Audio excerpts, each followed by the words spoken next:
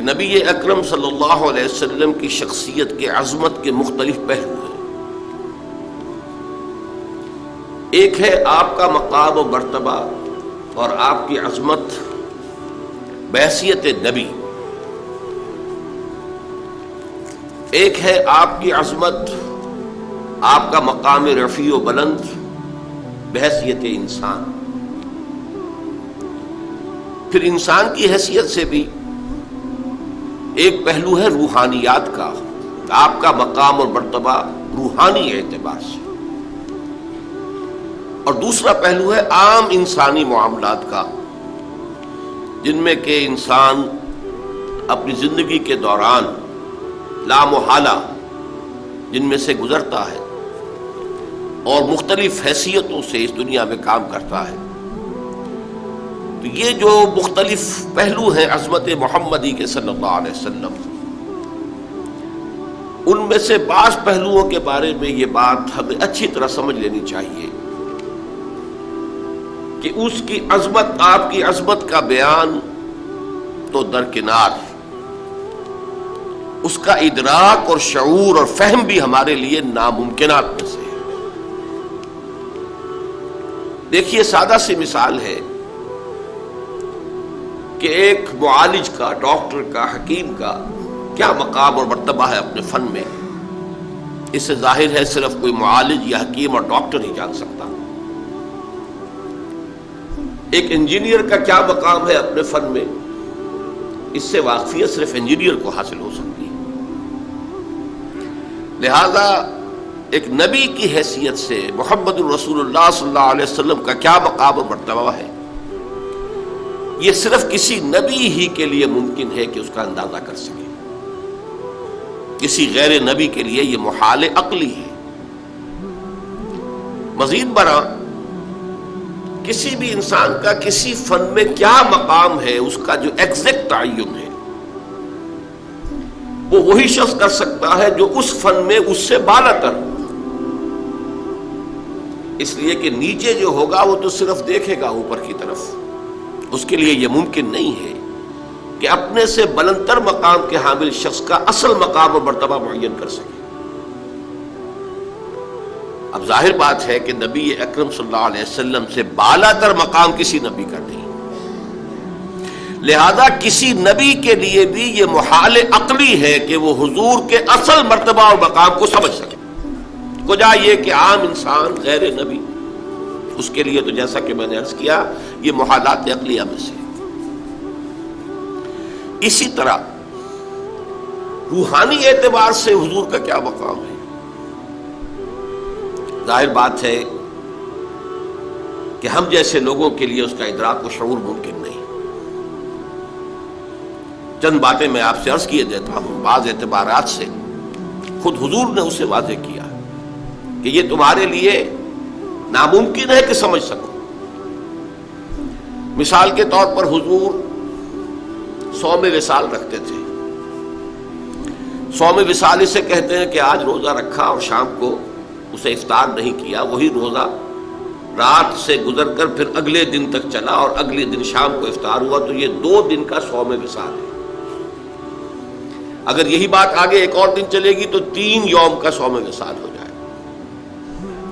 نبی اکرم صلی اللہ علیہ وسلم یہ صوم وصال رکھتے تھے، لیکن اپنے ساتھیوں کو، صحابہ کو، یعنی نوٹ کیجئے ہمارے لیے تو کیا سوال پیدا ہوتا ہے، صحابہ کو بھی روکتے تھے۔ جس پر کسی صحابی نے سوال کر لیا تو آپ نے فرمایا صلی اللہ علیہ وسلم، ایکم مثلی، تم میں سے کون ہے جو میرے مانند ہو؟ ابھی تو عند ربی، میں تو اپنے رب کے پاس رات گزارتا ہوں، هو یطعمنی و یسقینی، وہ مجھے کھلاتا اور پلاتا ہے۔ اب بتائیے ہم میں سے کس کے لیے ممکن ہے کہ تصور کر سکے کہ یہ شب بصری جو اللہ کے ہاں ہوتی تھی اس کی نوعیت کیا تھی، اس کی کیفیت کیا تھی، وہ کھلانا اور پلانا کس نوعیت کا تھا جو اللہ تعالیٰ محمد رسول اللہ صلی اللہ علیہ وسلم کے ساتھ معاملہ کرتا تھا۔ معلوم ہوا کہ یہ چیز بھی ہمارے دائرے سے خارج ہے۔ اچھا میں تو اپنی بات کر رہا ہوں، میں سمجھتا ہوں کہ بڑے سے بڑے صوفی اور بڑے سے بڑے ولی اللہ کے لیے بھی ممکن نہیں ہے کہ حضور کے روحانی مقام کا پورا پورا ادراک کر سکے. ان دونوں پہلوؤں سے جب ہماری عقلیں اور ہمارا فہم و شعور اور ادراک عاجز ہے تو اس کا مفہوم یہ ہوا کہ اس کو بیان کرنے کی کوشش کرنا بہت بڑی خطا، بہت بڑی غلطی ہے. یہ بڑی خطا اس اعتبار سے نوٹ کیجیے، سادہ سی مثال سے بات سمجھ میں آ جائے گی. ایک لطیفہ ہے، کسی دیہاتی کی کوئی مشکل تھی جسے کسی ایک شہری بابو نے، شہری شخص نے حل کر دیا، اور وہ شخص جو تھا شہری، وہ ڈپٹی کمشنر تھا، لیکن اس دیہاتی نے اسے دعا دی، خدا تجھے پٹواری بنائے، اس لیے کہ اس دیہاتی کے لیے سب سے بڑا عہدہ، سب سے زیادہ صاحب اختیار ہستی پٹواری کی تھی. اس کی تھوڑی سی جنبش قلم سے اس کی زمین کسی اور کے نام درج ہو جاتی ہے، انتقال ہو جاتا ہے. اسی کے قلم کی جنبش سے مالیانہ معاف ہو جائے گا. سارے اختیارات اس دیہاتی کے جو ہیں، اس کاشتکار کے جو ہیں، وہ تو اس کے ہاتھ میں ہیں. اسے کیا معلوم کہ اس پٹواری سے لے کر اس ڈپٹی کمشنر تک کتنے عہدے ہیں درمیان میں، اور وہ شخص کتنے مقام بلند پر فائز ہے جسے وہ دعا دے رہا ہے پٹواری ہونے کی. تو اسی کا اندیشہ ہے کہ ہم اگر حضور کے ان مقامات کو بیان کرنے کی کوشش کریں گے تو شدید خطرہ ہے کہ ہم حضور کی توہین کے مرتکب ہو جائیں، اس لیے کہ کما حقہ بیان ممکن نہیں ہے. جب کما حقہ بیان ممکن نہیں ہے تو ہم اپنے تصور کے مطابق مدح کریں گے، اور وہ بہت کمتر ہوگی اصل مقام کے اعتبار سے، اور اسی کا نام توہین ہے. یہی وجہ ہے، دیکھیے شیخ سعدی رحمۃ اللہ علیہ نے نہایت سادگی کے ساتھ میری ساری گفتگو کو سمو دیا اپنے دو اشعار میں.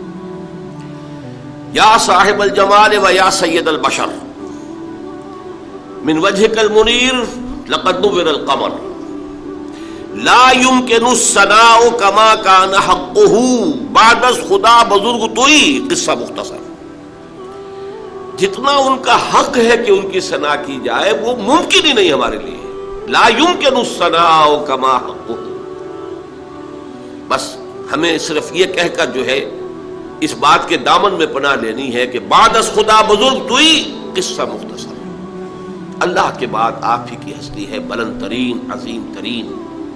اب اسے کس طرح بیان کریں، کیا بیان کریں؟ ہمارا تصور سے بھی آگے بڑھ کر تخیل بھی سرنگوں ہے کہ وہ اس مقام بلند و رفیع کا کوئی ادراک اور شعور کر ہی نہیں سکتا. اسی کو نہایت خوبصورت انداز میں غالب نے کہا ہے، ماں ثنائے خواجہ بیزدہ گزاشتے. ہم نے حضور صلی اللہ علیہ وسلم کی ثنا اور حمد کو خدا کے حوالے کر دیا ہے، یزداں کے حوالے کر دیا ہے. ہم اس کی کوشش ہی نہیں کرتے. کہا ذات پاک مرتبہ دان محمد است، اس لیے کہ وہی ذات پاک ہے جو اللہ کے، جو محمد الرسول اللہ کے اصل مرتبے سے واقف ہے. یہ کاں جو ہے اس کے مصرع ثانی میں وہ کہ آن کا مخفف، فارسی میں اشعار میں یہ بہت ہوتا ہے کثرت سے کہ آ ذات پاک مرتبہ دان محمد است. کہاں ذات پاک مرتبہ دان محمد است. محمد کے اصل مرتبے اور مقام کو جاننے والی ایک ہی ہستی ہے اور وہ اللہ تعالیٰ کی ہے. لہذا غالب ثنائے خواجہ یزداں گزاشتے ہیں، غالب ہم نے تو حضور کی مدح و ثنا کو اللہ کے حوالے کر